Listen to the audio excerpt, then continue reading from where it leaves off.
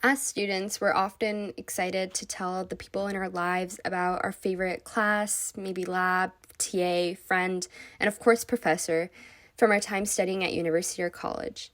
The memories we make here are often built around the people that inspire us the most, and more often than not, that can become our professors, the educated professionals who enrich our learning experiences and whose stories and variety of advice actually end up becoming the most moving and applicable to our lives. We understand the influence of our professors and also that with the large number of students they have, it's hard to have a one-on-one connection with every student. That's why here at WatSAM, we started the MicroTalk podcast, where we'll have the opportunity of interviewing some of the remarkable professors at our university, the University of Waterloo. WatSAM is the Waterloo Students and Microbiology Club, and we're associated with the WCMR, which is the Waterloo Center for Microbial Research, who are a group that aim to unify, catalyze, and promote multidisciplinary research which explores and exploits microbes at the University of Waterloo. WatSAM works to promote the goals of the WCMR, but from a student's perspective. You can follow us on Instagram, Facebook, and Twitter at UW_WATSAM to find out how you can get involved with us. For this episode, we are your hosts. My name is Sarah, and I am an honors science major with a minor in psychology. And I'm Vasilia, and I major in biology, and we're both in our third year here at the University of Waterloo. We thought it would be perfect to start off our podcast with the first taste of the field of microbiology for our undergraduate students. So, without further ado, we want to introduce our first ever guest, Dr. Neufeld, a professor and university research chair at the University of Waterloo, who studies microbial diversity in order to understand how microbial communities interact with each other within aquatic, terrestrial, and host-associated environments. Dr. Neufeld has been featured in Maclean's magazine and has many notable awards and distinctions, such as the Fisher Scientific Award, the Ontario Undergraduate Student Alliance Teaching Award, the Young Microbiologist of the Year Award, and a lot more, which can all be found on his profile on the University of Waterloo website. But many Waterloo students will probably recognize him as the professor for Fundamentals of Microbiology, which is the first micro course that they'll take here. He's also part of the Canadian Society for Microbiologists, the International Society for Microbial Ecology, the American Society for Microbiology, and the Society for General Microbiology. So we'd say he's got quite a bit going on. With all that said, hi Dr. Neufeld. Can you introduce yourself to us and tell us about what you do? My name is Josh Neufeld, and I'm a professor in the Department of Biology at the University of Waterloo, and I've been working here since 2007, and I think it was around 2011 when I began teaching fundamentals of microbiology, which is where most undergraduate students meet me, and certainly in the Faculty of Science, given that there's such a large class, and I teach it every fall for over a decade now. What sparked your interest in microbiology and why specifically in environmental and applied microbiology? When I was a child, my parents gave me a microscope, one of those old ones that has a mirror underneath, and I would put things from around the house under there. One of the most interesting things that I looked at was from the aquarium in my room, where I took some green algae off the walls and put it under the microscope, and I saw algae, and then I saw what I didn't know what they were at the time, but I saw cyanobacteria, and they were surrounded by other bacteria that were kind of swarming them, and I thought that was fascinating. And that was the beginning of my realization that there was another world out there that was too small to be seen. And when I was about 15 years old, I was given a job in a pet store selling fish. And there I began to describe the nitrogen cycle to customers and explain how the bacteria that contribute to that are why an aquarium filter is important, because they house those bacteria. And that was where I began to realize again the applied usefulness of microbiology, and that's what really got my curiosity up and my interest up. And and that's really where the interest came from, my connections came from. and why I've been interested in environmental and applied microbiology, even as a microbial ecologist. That's amazing. I can say for both Vasily and I, our first interest in microbiology actually started with the lab portion of your course. Exploring the microbes under the microscope was so fascinating and eye opening. It's also interesting how, as you said, our childhood plays such a huge role in the interests we tend to take when we get older.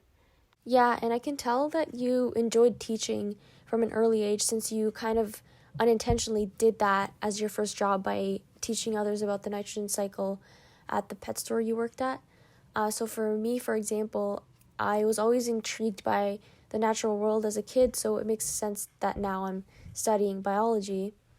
And another thing would be I was always encouraged to read from a young age, and now reading is one of my favorite things to do. So, yeah, these things definitely carry on into your adulthood. So, what are your specific interests in the context of environmental microbiology?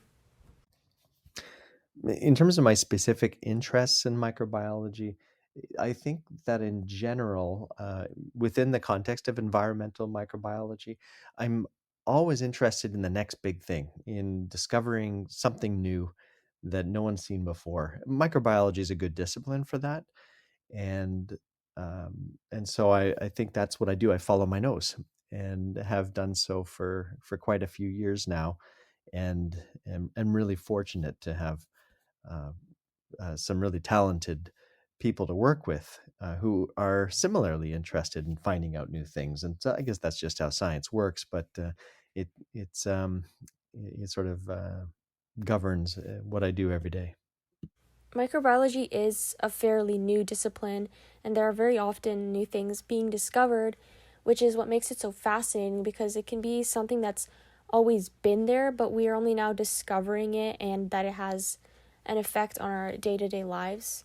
And you mentioned that you work with talented and curious people, and I would find it so cool to be a part of a team that discovers something new in this field or any field, and I think I'd be really proud of that. So, what research are you currently conducting with your team in your lab? In general, the work that I'm doing in my lab is environmental microbiology, and usually in the context of ecology. So, microbial ecology, how microorganisms interact with their environment and interact with each other. And in doing so, they are often important contributors to biogeochemical cycles and also to processes of interest within engineered environments like wastewater treatment plants or even in your home and aquarium biofilters, and how they also contribute to things like corrosion. These types of processes are really important for humans, and microbes contribute. And that's really the context of the research that's going on in my lab. But more specifically, there are two main areas that I try to keep organized and hopefully complementing each other. And one is related in general, in one way or another, to freshwater microbiology, like boreal shield lakes, new organisms and processes there that are really important for telling us about the origins of life and also to current changes that are occurring because of the climate. I'm also interested in water treatment systems. So within that freshwater microbiology, engineered aquatic environments are really important for aquatic health. And so we have both small scale experiments and research programs looking at even everything from aquarium filtration that has implications for aquaculture as well, and all the way up to municipal wastewater treatment plants and the similar types of organisms. Usually in this freshwater microbiology, one way or another, we're looking at biogeochemical cycles like the nitrogen cycle, for example. And we're often looking at organisms that we didn't realize were contributing to these processes, and now that we do, we try to characterize them. And for a number of years, we were looking at novel archaea and we still are in these different types of aquatic environments. The other area of research, more recently, I guess since about 2015 or so, we've started to be exploring the microbiology of the subsurface in North America, primarily because it's usually in the context now of nuclear waste microbiology. So my lab is one of the main labs that is responsible for understanding how microorganisms will um, be involved, I guess, in the stability of a deep geological repository for Canada's high level nuclear waste. So that's a very important research direction, looking at how both the engineered components of this repository that's being planned and the natural barrier components like the subsurface itself will contribute to hopefully the stability, long-term stability of such a repository. So we got the freshwater, we've got the subsurface, which is also related to water, and looking at the microorganisms and metabolisms possible in these types of environments. Sounds like you and your team are covering a lot of different areas within this field, which is great. Um, and as you highlight in your research, microbiology and human life are so interconnected that microbes are a lot more significant than they can appear at first. And I would say that they're involved in pretty much every aspect of our world and our lives. It's like there's this whole other world that we can't see that's constantly shaping our environments, the human health, and even influencing research. It's also so inspiring to see that you're still continuing to perform research on what initially drew your attention to microbiology, which is aquatic environments and the nitrogen cycle, as you mentioned. But with that said, did you have a favorite research topic during your career? Over my career so far, I think that some of the surprises that accompanied looking into aquarium filters have really been a lot of fun. So, looking into aquarium filters, we discovered that the archaea there were contributing to nitrification in aquarium filters. That was unknown. So we were first to publish that, and also are looking at there's additional organisms that are only quite recently discovered that we also find in these aquarium filters that uh, carry out the complete pathway of nitrification from ammonia through to nitrate. So that's a lot of fun, and we also then find similar types of organisms in municipal wastewater treatment plants, like the one we've been studying for quite a few years now in Guelph, Ontario. And these ones in Guelph are really enigmatic because we don't even the things that we think they're doing may not be what they're doing. So we're still working on that at the moment, and I find that a lot of fun. It's a real puzzle to solve. The other thing that I found quite exciting is some of the human microbiome research that we've done over the years. The primarily skin associated microbes that we were pursuing, and that was a lot of fun sampling from all different mammalian species that we could get our hands on at different places like the safaris and zoos and humane societies and so on. And that was a lot of fun. It was a great project, and we through that we were even sampling door handles all across campus and studying the microbiology of these types of built environments. So that was a lot of fun, and all of these projects used methods, the sequencing based methods that my lab developed originally when I first started at Waterloo. So that was also a very exciting time of developing new methods that we've used for many years now. That's so cool that you got to work with animals during your research. I didn't really think that animals would be applied in this field, but I guess that just goes to show about how multidisciplinary the field can really be. Speaking about the field and how multidisciplinary and changing it can really be, how do you feel about it now as opposed to when you first started studying microbiology? Microbiology as a discipline has really changed a lot since I was an undergrad student in the 90s.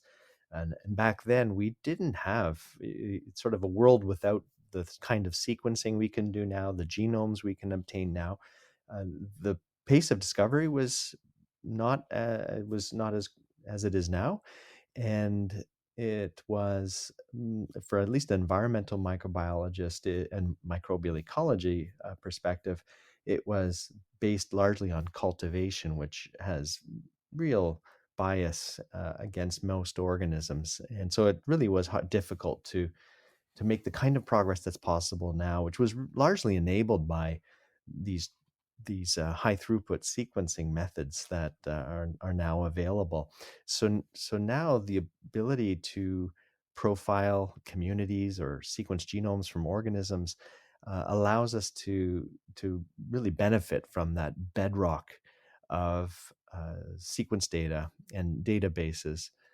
So we've learned a lot, and the pace of discovery has accelerated, and to the point where, as a textbook author, I'm finding that there's quite a few changes to make with each edition as we go, and sometimes just before publishing as well, we need to add in very quickly a change related to a new discovery that has just come out yet again with whatever it would be, yet again a larger giant bacterium or a new pandemic, you name it.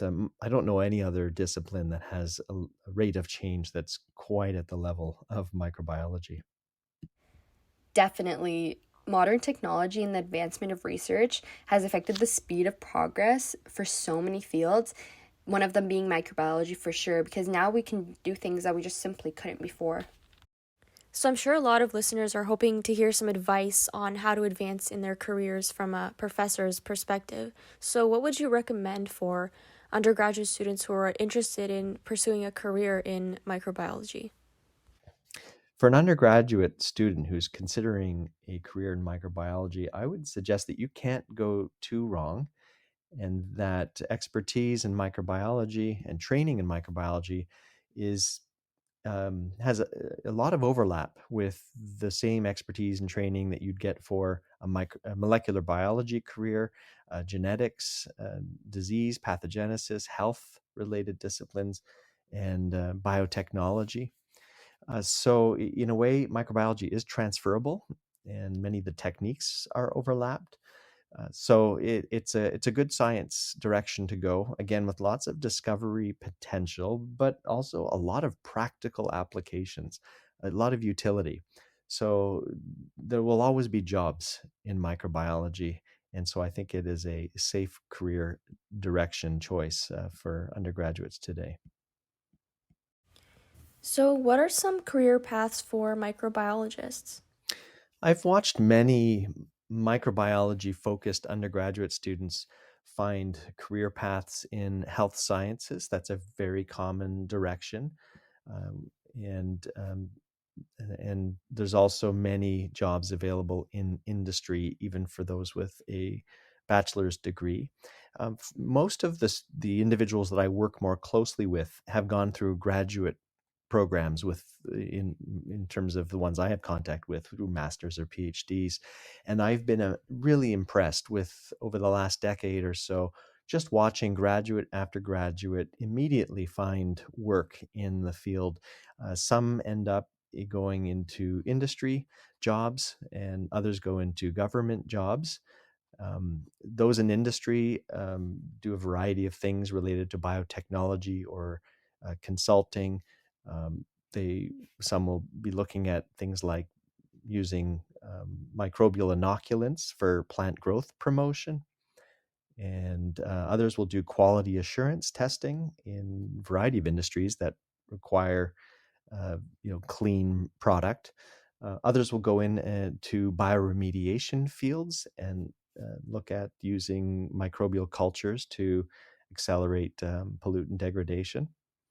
And others are more computational. So microbiology training includes components of software computation, programming.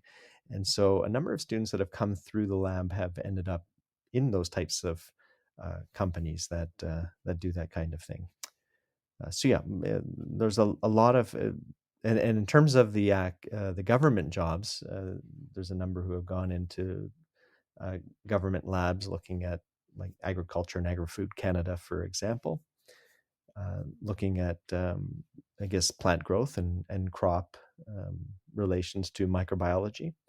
And then there's those who end up going through into more advanced degrees and positions in academia. So a number of those who have come through my lab are now teaching and doing research at a variety of institutions internationally. Yeah, it's always good to keep an open mind. I find it interesting that microbiology can open up opportunities for people who are interested in genetics and are also interested in computer programming, because biotechnology is very applicable to them since our genes are very much like the code that programs a computer. And with all these new software technologies, there are a lot of jobs out there for people who are talented in both these areas. Yeah, that's very encouraging that students you've worked with have been able to find positions quickly, especially since that's one of the things that are causing a lot of anxious feelings around graduation because of that uncertainty. With that said, what are your steps for the future with regard to propagating microbiology research and educating the general public and the student community? My next steps for helping to propagate microbiology is at the University of Waterloo and educating the public and student community is to continue doing what I've been working towards, and that is to try to continue establishing University of Waterloo as a hub for microbiology research. And so this involves continually making sure that we have the complement of faculty members that enable us to both teach and do research across a broad range of microbiology topics.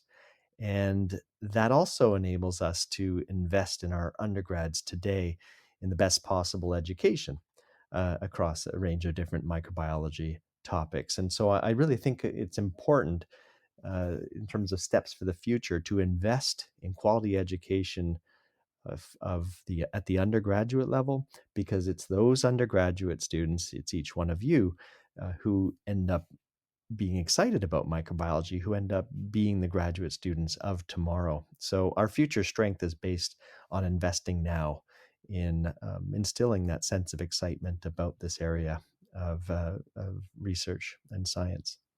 I would just add that one of the areas that I would like to see better developed at Waterloo is to have fungal biology covered better. Right now, that's perhaps an area where we don't have that representation, but there is an interest among, certainly at least at the undergraduate level, in fungal biology, mycology, and it's, I think, an increasing area of focus for biotechnology research and discovery in the future. So I think that's really an important direction that we need to move in. So in terms of next steps. I agree. And from a student's perspective, it's also very influential to have that lead individual in a project to help you understand better and to keep that spark of interest, because a lot of university is just reading and studying for exams, which can diminish our interest in a subject even if we do enjoy it. I think the real joy of learning comes from being truly interested and excited about a topic, but sometimes that interest needs to be nurtured with the help of someone else. And I'm guessing you've noticed this with your students. So are you accepting undergrad students in your laboratory, and what experiences and qualities are you looking for in students that are interested in working or volunteering in your lab? Yes, undergraduate students are always a part of my research program, and this can take different forms. We hire one or two co-op students every term, and that's for a variety of lab technician, microbiology research projects. We also hire, or not hire so much as recruit summer students. So we are often fortunate to have those who are covered by NSERC USRA, which is so from the Canadian Science Funding Agency. This is undergraduate student research assistantship. And so this is for students with strong academic performance. And so that can be something that I think it's around January. Undergraduate students can apply for this and select a lab for holding that position in the summer, usually. Then we also occasionally have honors project students. So this is the Biology 499 honors project. It's a 2-term, 8-month position, and it's in a way like a mini master's. And so it's a good testing ground to see whether graduate work is appropriate for a student. And so students often apply and approach me about the possibility of doing a 499 in their 4th year of study. So I've had many of those over the years as well. That is amazing. I know I will definitely be looking into those positions and courses that you just mentioned. I was also curious to know what you personally see for the future of microbiology.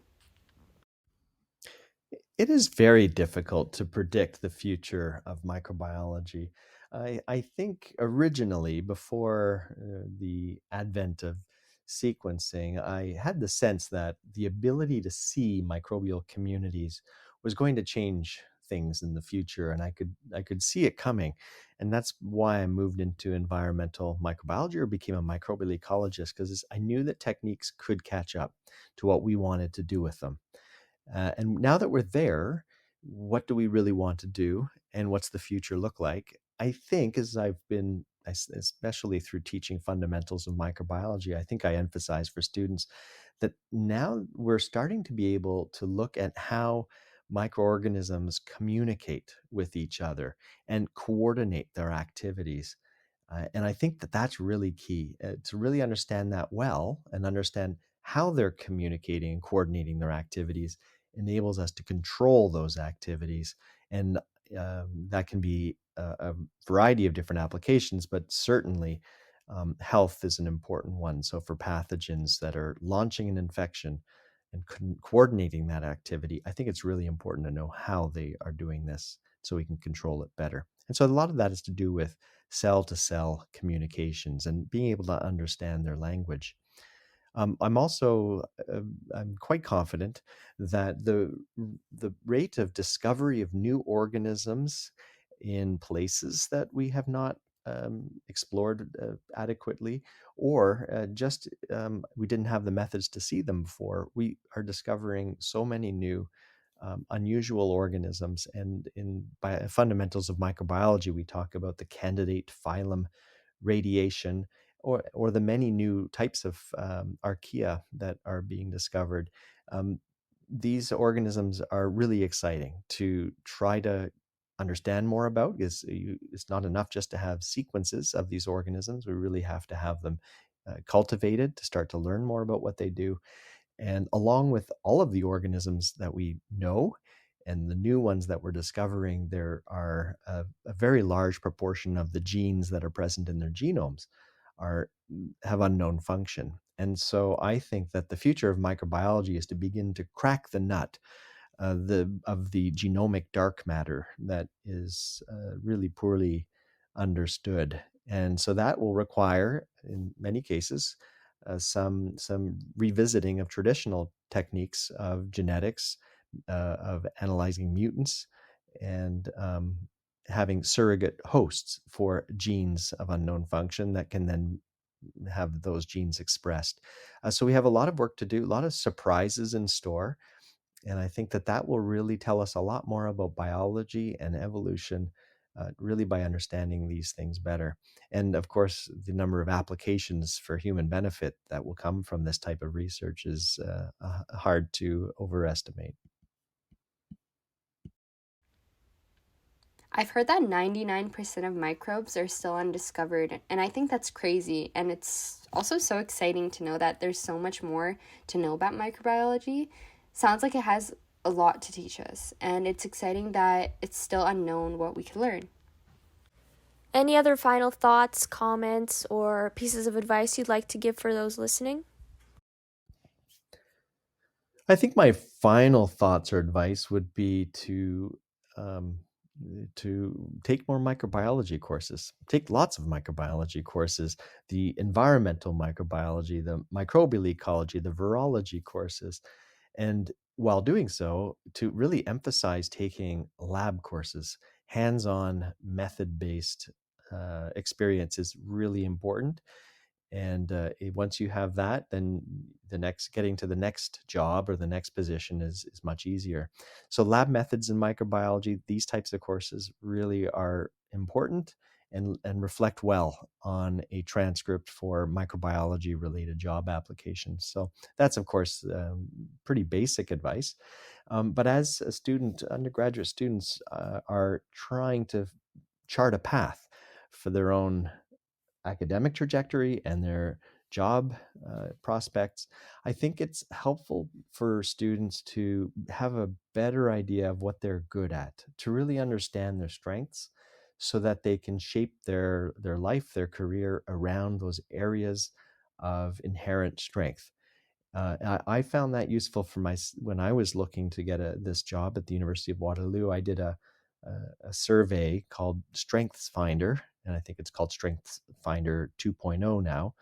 And so this is a survey that anyone can do, and it then helps to describe the areas of strength that you have, and it's unchanging. And so it's the strengths that you will always have.